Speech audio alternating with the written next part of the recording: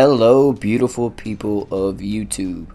It's ChronicKloudz here yet again, back with more content for World of Warships Legends. In today's video, we have a great replay showcasing some of the key abilities of the new campaign ship, which is the Tier 7 light cruiser Ochakov. We will start this video with the gameplay itself, and if you guys want to know my commander build, watch to the end as I'll have that afterwards. To start this replay off, we are on the map Two Brothers, and I'm actually really excited and happy that they added the older maps back into the map lineup for the battles. It's kind of great seeing other maps besides Sleeping Giant. No. This map is kind of tricky though when you play cruisers, because if you push out right away, you're more than likely to get blapped. Like, imagine if I would have just pushed out right there. I'd have had that Bismarck shooting at me right away. And not to include every other ship that's going to be right there on that side of the spawn, because they're mirrored on their side just like we are here. And as you see, two battleships, so that wouldn't have been the best move. So what we're going to try to do is get in here and stick close to this island right here and try to pester these guys as much as possible. We start off focusing on this Bismarck, as he's the most broadside and easiest target to hit. We possibly could have switched right here to the Albemarle to start taking on the Albemarle, but as you see, him and the Bismarck collide and bad things start happening on their side of the board already.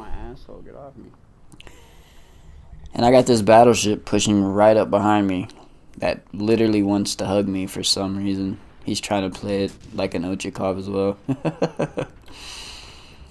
But we just decide, you know what, let's get out of here. Let's do our own thing when the time presents itself. Okay, we've got the Bismarck burning pretty good. We've only got 2 fires so far, so not too great. We do try to sneak a shot at the Albemarle. But with that floaty trajectory, it's almost Atlanta-esque, American cruiser-esque floaty shells. They do take a little bit of practice to get used to, but once you play, I'd say 10 or more games, or maybe even less for some people, you'll be able to kind of get a feel for where to aim with these guns. As you see, a lot of my shells are missing, but with a rapid reload, you can kind of fix where you're missing. Bismarck ain't too long for this world. He's already out of there. Off of him, we've already accrued 24k damage, almost 25k damage. And now's the point where I decide, let's get away from this battleship that's going to hug us the entire time. And let's start trying to put some pressure on these guys and get around the outside of this island. And if you look on the map, there's a Helena pushing right up the middle, right into our cap. For some reason, you get people that play this map that want to push up the middle all the time. You always, almost 80% of the time you play this map, you're going to have somebody push up the middle. Don't know why, but they do. And so we're going to go ahead and try to get rid of him. Help our friendly battleship here that's sitting in our cap. Not that he needed it, but why not offer the assistance? We switch to AP, and just as we do, he gets blapped. So back to HE, and we're going to start swinging it back out here and start dealing with these guys out here on the side of this flank. And even as you see out there, that Massachusetts is almost 20 kilometers away, but with refill station, I'm able to get that extra range from being near an ally. And yeah, I can reach out there and really touch people with this build. And this is with a range booster as well, though, so. But as you see, we hit him. We did shatter our shells, but we did hit him. These are low caliber guns, 150 millimeter shells. Or sorry, these aren't 150 millimeter shells. I'm thinking of the Munich. But these are smaller caliber shells. These are not your heavy cruiser shells, so. If I'm not mistaken, they're the exact same, or pretty close to the Tier 7 Kuznetsov and the what's it called? The Chapayev. As for the guns on this ship, that is. At least they seem to be pretty closely resembled to those ships. And as you see, we're just kind of being a thorn in the side of this flank. We're going to keep going and going and going and spamming this guy until he taps out. And him tapping out, that means sending him back to port.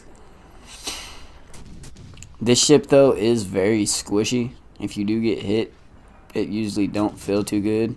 Usually. Sometimes RNG, as you see there, will provide you a little bit of luck, I guess you would say.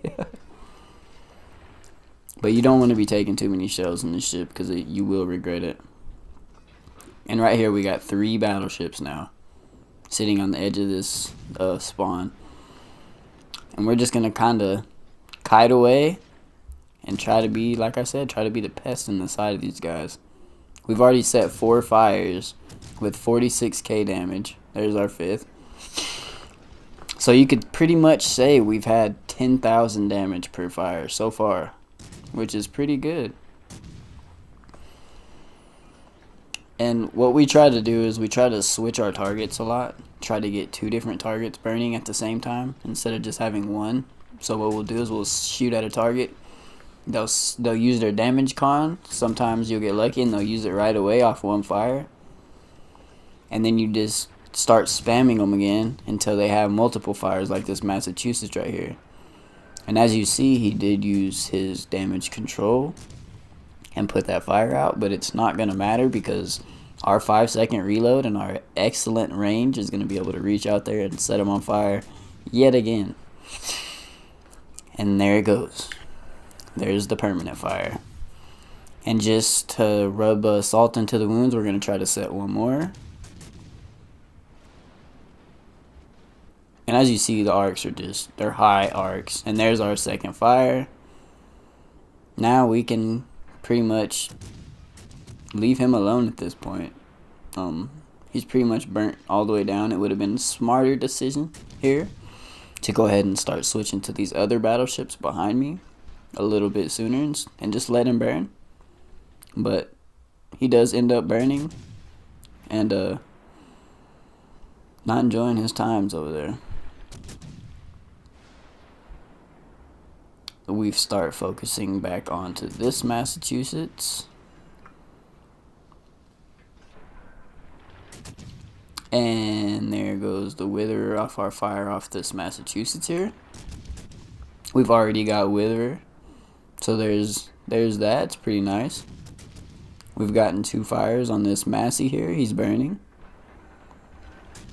And now we're kind of just draining this entire flank for their health.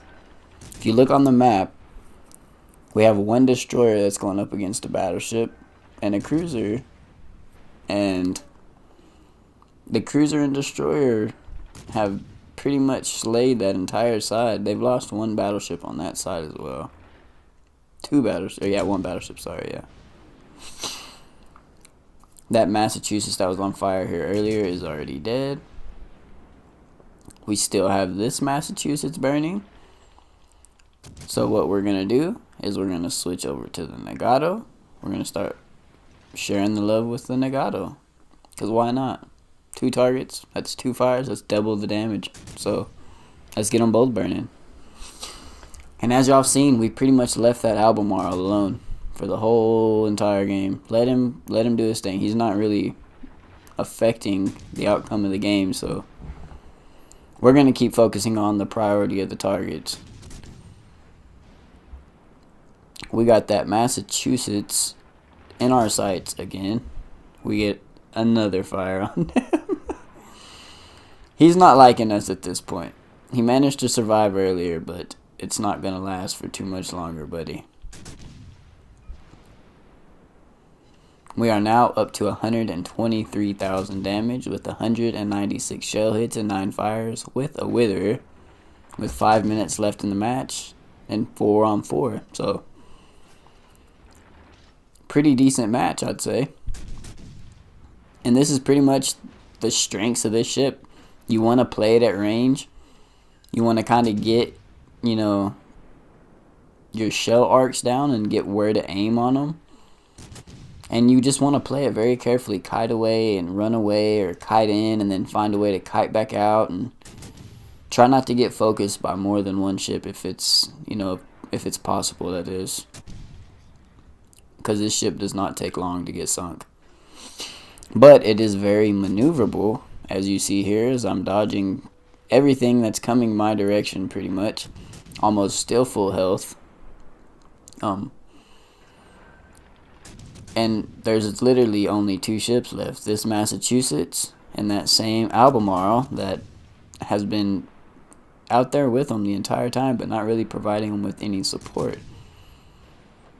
We do end up getting another fire on the Massachusetts, which seems to be permanent because he hasn't put it out and he is still burning.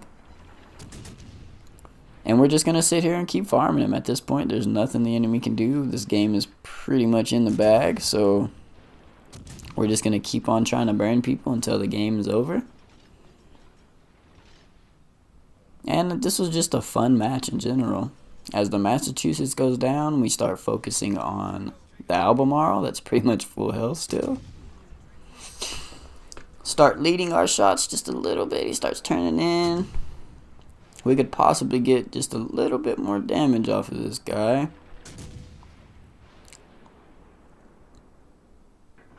But it seems like he's going to get behind that island. And I don't think we're going to be able to get our shells over it anymore.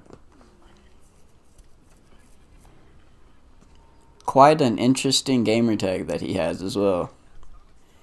As soon as I spam, that's how it's done. Bam.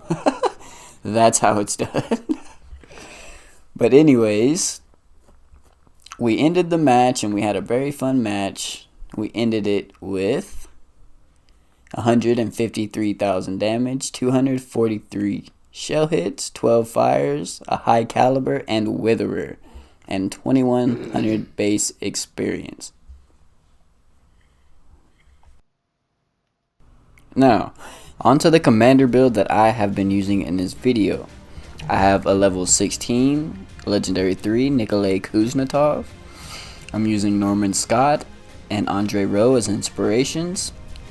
My perks, I'm using Beyond Range, Igniter, Punch Through, Steering Gears, and for the legendary perk, I'm using Refill Station instead of Equilibrium of Power.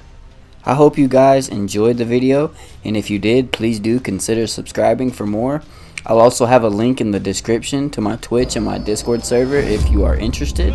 And until the next video, guys,